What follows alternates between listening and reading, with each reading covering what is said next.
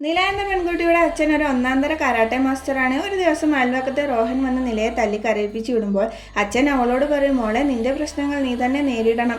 അങ്ങനെ അച്ഛൻ അവൾക്ക് കരാട്ടെ പഠിപ്പിച്ചു കൊടുക്കുകയാണ്. നല്ലതുപോലെ കരാട്ടെ പഠിച്ച നില ആദ്യമായി ഒരു ടൂർണമെന്റിൽ പങ്കെടുത്തെങ്കിലും തോറ്റുപോയി. അതുകൊണ്ട് അവൾക്ക് രാത്രി ഉറങ്ങാനോ ഭക്ഷണം കഴിക്കാനോ പോലും കഴിഞ്ഞില്ല.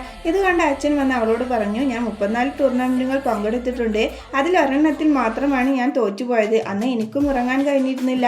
അങ്ങനെ ഒരു രാത്രി ഇനി ഉണ്ടാകാതിരിക്കാൻ ഞാൻ കഠിനമായി പരിശ്രമിച്ചത്. അച്ഛൻ്റെ ആ വാക്കുകൾ കേട്ട് നില വീണ്ടും കഠിനമായി പരിശീലിക്കുകയും അടുത്ത മത്സരത്തിൽ വലിയൊരു ട്രോഫി സ്വന്തമാക്കുകയും ചെയ്തു.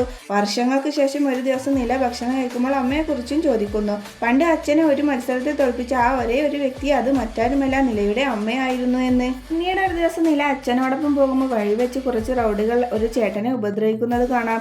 അച്ഛൻ ഓടിച്ചെന്ന് ആ ചേട്ടനെ രക്ഷിക്കുന്നു. അപ്പോൾ നില ചോദിക്കും, അച്ഛനെ അറിയാത്ത ഒരാൾക്ക് വേണ്ടി എന്തിനാണ് അച്ഛൻ ഫൈറ്റ് ചെയ്തത്?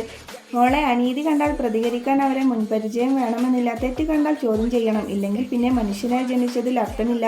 അച്ഛൻ പഠിപ്പിച്ച ആ പാഠവും മനസ്സിൽ വെച്ചാണ് നില ഇപ്പോൾ വളർന്നു വലുതായി ഒരു കമ്പനിയിൽ ജോലിക്ക് പോകുന്നത്.